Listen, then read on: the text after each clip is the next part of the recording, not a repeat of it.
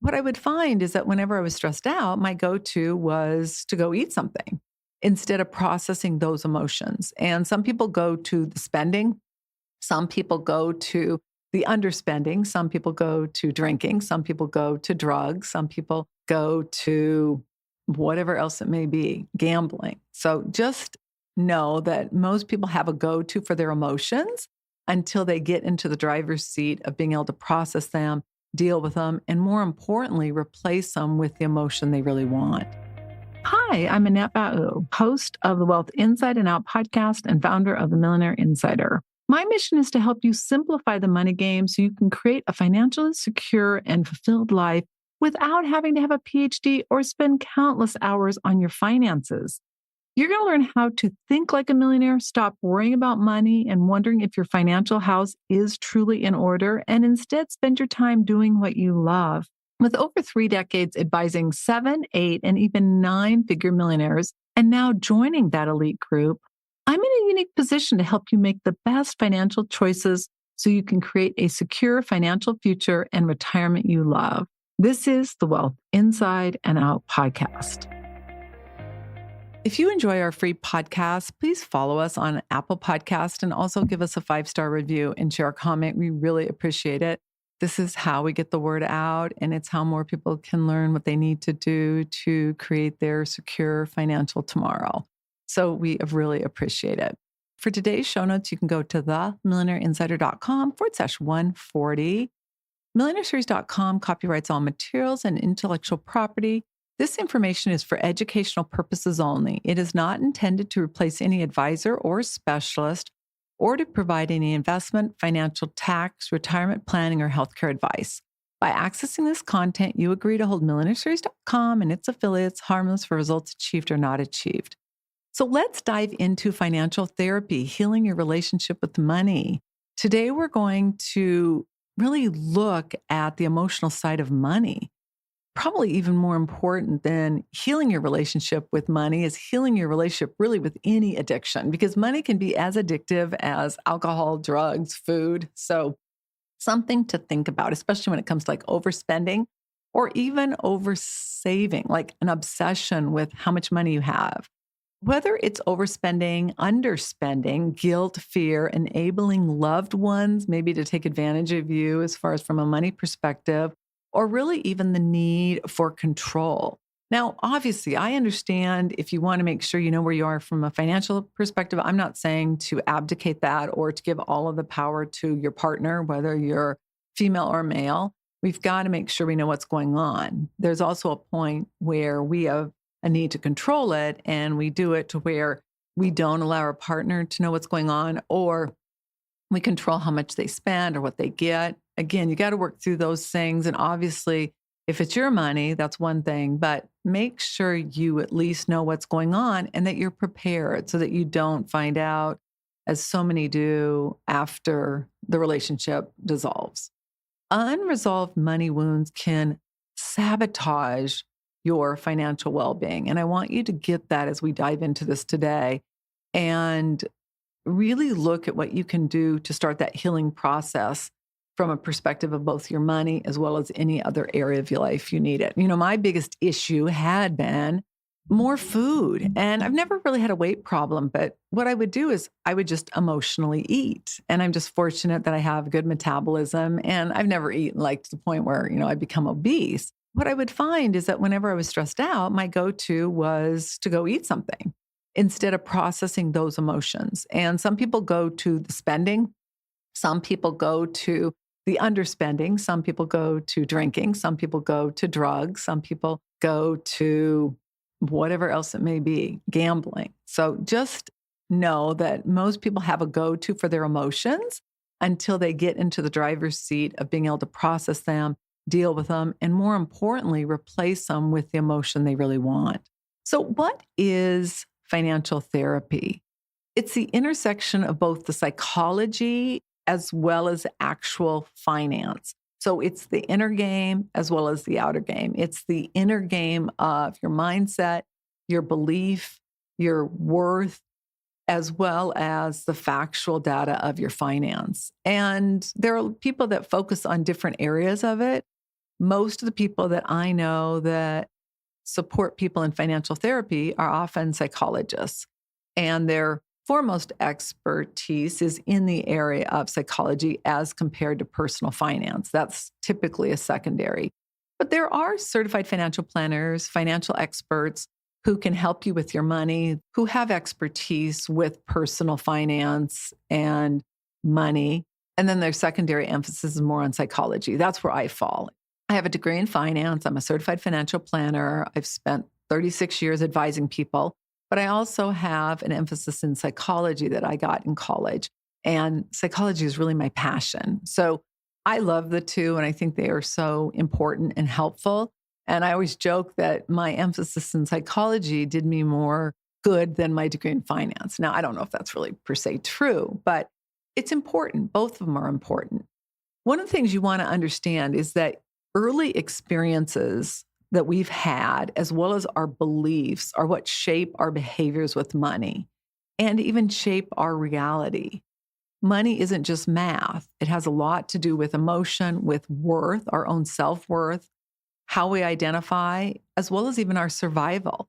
Meaning, if you're living in more of a survival state, which really is represented by your lower level energy centers, you're going to have a lot of fear, a lot of worry, a lot of anxiety. You've got to get that energy out of those energy centers and up to your heart, to your throat, to your third eye, to your crown. Those are the things that allow you to replace that old negative energy with more optimistic, positive, joy-filled gratitude, love, joy, peace of mind, all those things. Common emotional patterns, especially for people who are pre-retirees or even retirees, can be fear around not having enough money. I find that there's two groups of people, some who are overly concerned, and some of those people should be, others not so much. And then there's a group that's not at all concerned. And again, there's a percentage of those that should be. So it's really interesting. But the reality of it is that if you don't have any concern about outliving your money, then you need to go back to the drawing wheel and really look at it, because the vast majority of Americans, it's a potential problem. And it's something we all need to address and review and be aware of so that we can get out of that state of fear. When you have a plan, you know what you need to do and you're doing it, that's the key. And with a plan, you're going to have a lot less worry. I just know that for sure. Now, it may mean that you're going to have to work longer. It may mean that you're going to have a side hustle, but you at least know what you need to do. And then if you take action on it, it can't help but reduce the fear and even the likelihood of outliving your money. Some people have a guilt of spending money on themselves. They don't feel they deserve it. Our worth barometer, which is a combination of our self-worth and our beliefs, are what dictate how we show up, what we choose to say yes to and what we choose to say no to. And what I find is the healthier a person's worth barometer, the more easily they can choose what to say yes to. Are they saying yes to the latte? Are they saying yes to eating out? Are they saying yes to the trip? What are you saying yes to? Because see, the issue isn't the latte. It's not the occasional trip. It's not that piece of jewelry. It's the latte, the jewelry, the trip, the cleaners, the landscapers, dining out, the entertainment, the second house. It's just on and on and on and on. And that's what we got to get clear on. And we've got to be really clear that whenever we say yes to anything, we're inherently saying no to something else. And a lot of people don't get that. But that, my friend, is the real key to your creating a financially secure tomorrow. And I encourage you to really think that through. And then there's even resentment over financial dependence or family expectations. If you have money in your family, sometimes certain family members just expect you to always pay, right? And that can cause resentment. And so I think we've got to get really clear on what we're okay with and what we're not, and where we stand. When you can get really clear on it and you know where you are and where you're heading and what your boundaries are, everything changes, literally everything. All right, the second thing is really identifying the root of your money story. We all have money stories. Some are more healthy than others. But what I want to do is I want to just give you a couple of questions that you can think back on your childhood and really think about What did you learn growing up? What were those core messages that really formed into your brain, into your neural pathways? Because the first 7 years of our lives, our brain is like in a theta state where it's very open and receptive. That's why it's so easy to learn a foreign language. Problem is, it's also easy to learn money stories that really don't serve us in our life or don't help us create a secure financial tomorrow. So, the first thing I want you to think about is what messages did you hear about money growing up? One of the things that I heard a lot growing up was my parents would say something about someone, and then they would say, well, they have money, as if because they had money, they did something wrong or they were bad. I mean, talk about crazy. And even though my parents had money and we were blue collar, we were probably a little bit above average. They could have been wealthier if they would have been smarter with their money. But what was so interesting is they had such deep rooted money stories about people with money being bad that I guarantee it kept some of the prosperity away from them. They owned a lot of real estate and they would buy, like, say, a 8-bedroom house, and then they would convert it into apartments. My father was a plumber, but he also did construction. So it worked out really well. They sold all their real estate, not even for $1 million. And a few years later, boy, that real estate, if they would have it today, would be probably worth 15 to 20 million. But they just never, ever really got the bigger picture. My father decided he wanted to invest in the stock market. And I remember thinking, this is crazy because he never had. It was at an all-time high. He invests in it. It drops. He sells. Just the exact opposite of what anyone should do. But he had so much fear around money, losing it. And then he also had fear around not being able to make it when everyone else was. It was really interesting. Now, he grew up in the Great Depression and he only had an 8th grade education. So he did not learn a lot of issues, not only about dealing with emotions, but also about dealing with money that really would have been helpful. Who managed the money in your household and how did that affect you? It was really interesting in our household because my mom did, but my mom is really like a spendthrift. She would just buy junk. She had so much stuff. And I can just remember we never really had like money to do major things. We would go on a trip every 2 years. And if I wanted new clothes, I had to work and I had to get them. But it was weird. She would always just buy stuff. And it wasn't until I got older that I really realized that it was just some form of probably not having something growing up. And so then she had it and then she would never get rid of anything. And I think as she's gotten older, she's gotten better at that. But it was really interesting to watch that. And then my father, I'm not really sure how he dealt with the money or the finances. He did make money, good money, but it was just an interesting dynamic to look at our upbringing. And we never really spoke about money. I remember being in high school when I realized that there were millionaires and I was so fascinated because I was like, wow, people have this kind of money. That is just unbelievable. Another really good question is, were you taught to spend, save, share, or even fear money? We were taught that you had to work really hard. Now, I'm not saying working hard or believing that is necessarily a bad thing. The problem is that we were never taught that really like relaxing is okay. And so it was really interesting. It was kind of like always working.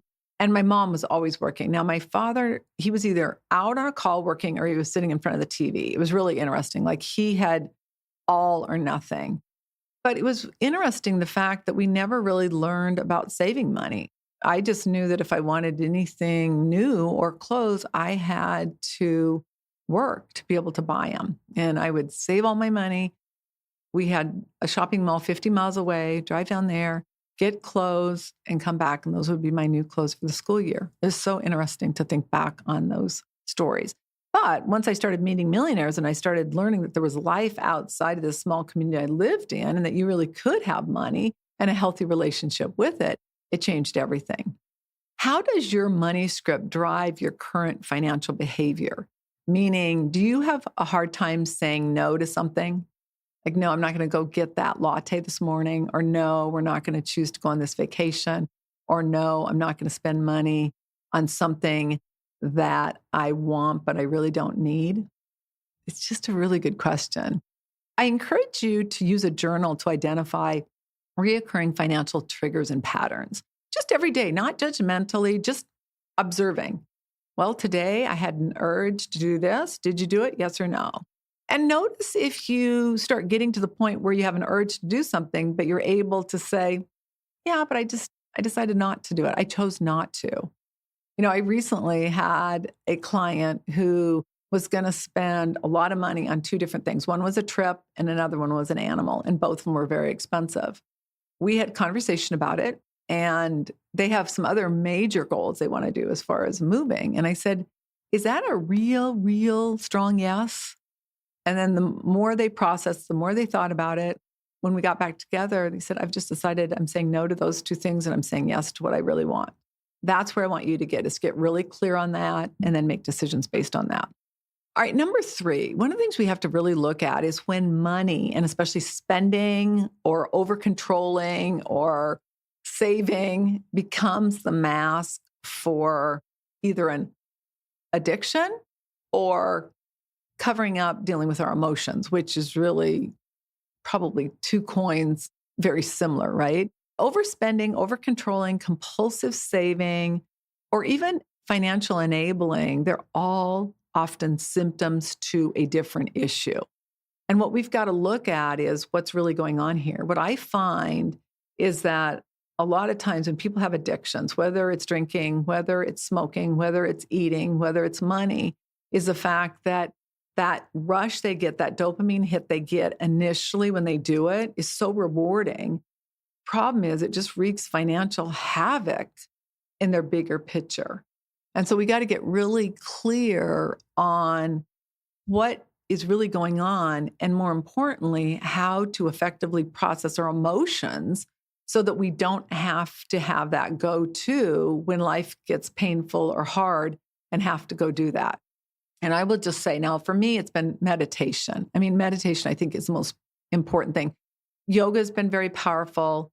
Walks in nature have been very powerful. Getting enough sleep, eating healthy, all those things are really powerful and important. That strong foundation, that solid foundation, that solid grounding.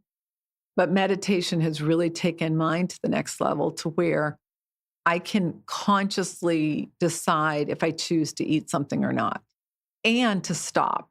Because my big thing is I'd be really hungry and I'd eat, but then when I was no longer hungry, I still would eat. And especially at night. It's so interesting.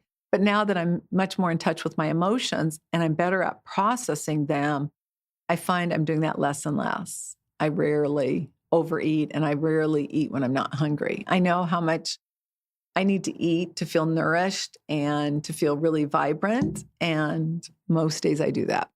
We also have to look at when we've got some addiction, and specifically, like, let's say it's spending and it's emotional spending or overeating or smoking or whatever it is that dopamine cycle. We feel so good when we get that hit, when we get something new, or where we have that drink, or where we eat our favorite food. And so whatever the issue is, I mean, it's easy to judge someone and say, well, you've got a drinking problem. Well, is a drinking problem worse than an eating problem? I don't know, maybe. Probably depends, right? Depends where it goes, because you drink too much, you're going to get that point where your brain just shuts down and you just no longer can get it back. Where you overeat and you can get diabetes, you can get cancer, you can get all the other issues that come with being obese. So we got to look at any addiction and we got to realize that it starts out with that feeling good. And so determining what that emotion is you want, for me, it's peace of mind, it's flow, it's just being in that Zen zone. That's what I love and I crave. And having money and that, in my opinion, is ideal. But you've got to get clear on what you want. A lot of people say, well, I want security, or I don't want fear, or I don't want to feel insecure. Again, focus on what you want: security, peace of mind, joy, love, higher vibe energies. That's what you want to focus in on. It's important to know what you don't want, but you want to focus on what you do want. And that's what's going to allow you to bring your energy up and to focus in on the potential as compared to the fear from your past. And then you also want to just kind of figure out what is your go-to of what you do when it comes to addiction and money. Meaning, are you shopping too much? Are you gambling? Are you giving too much? Meaning you give to all these places. I have some clients who literally, when I go through their money, I'm like, what's this? What's this? What's this? They're giving to 20 or 30 different charities. It's just one of those things where if you have so much money, you don't know what to do with it, fine. But unfortunately, that's not been the case. I mean, unless you're a billionaire or a multi centing millionaire, you need to be aware of this and you need to be paying attention to all of your behaviors with money and, more importantly, what is driving them. One of my clients had a real issue with overspending when I first met her. And I can remember we had so many conversations, and I really remember thinking she's probably not going to stay my client, right? Because people who overspend are not really attracted to me. And it was so interesting that she did. She's been with me for over 3 decades. She is now to the point where she really is so conscious about where she spends her money, what she says yes to, what she says no to. But it all started from her really healing a lot of really the trauma she had as a child, growing up in extreme poverty, getting that dopamine hit when you spend money. It's just amazing what happens when we get really grounded and clear, deal with that trauma, and then focus on what we want, and then consistently take action to achieve that. Amazing things. All right, number 4, healing the cycle. Let's talk about some practical financial therapy tools. The first one is just being aware. You got to be aware and look at what's happening without judgment. Just what is going on here? And then the next thing is to just pause and try to reframe it. What am I feeling? And what am I trying or want to feel?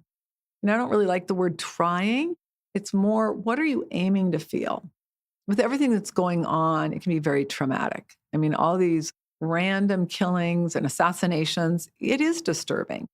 But what I want you to look at is when you start feeling triggered, I want you to pause and really identify what's going on.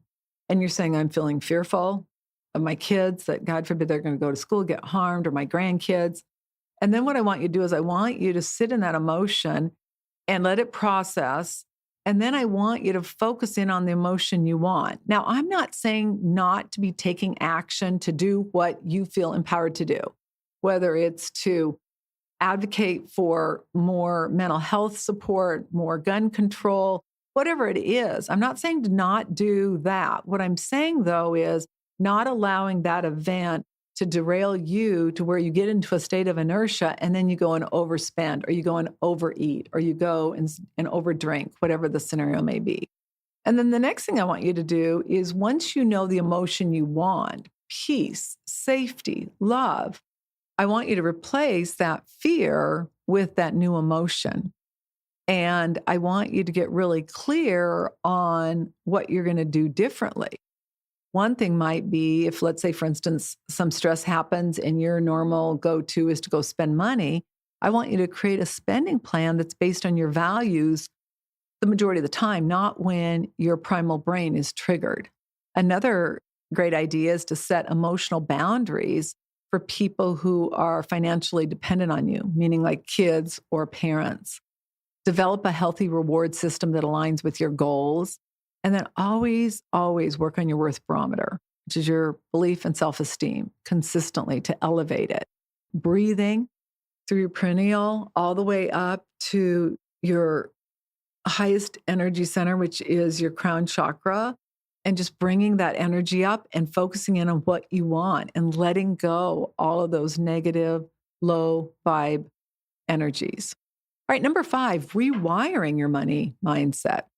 A lot of us have money blocks, and that really requires that we replace those subconscious beliefs with what we want. The problem with those beliefs, many of them, is they limit our potential. They keep us stuck. We have the behaviors that perpetuate what we don't want. One of the things that's really powerful is a gratitude practice. You can just be grateful for, and then list it.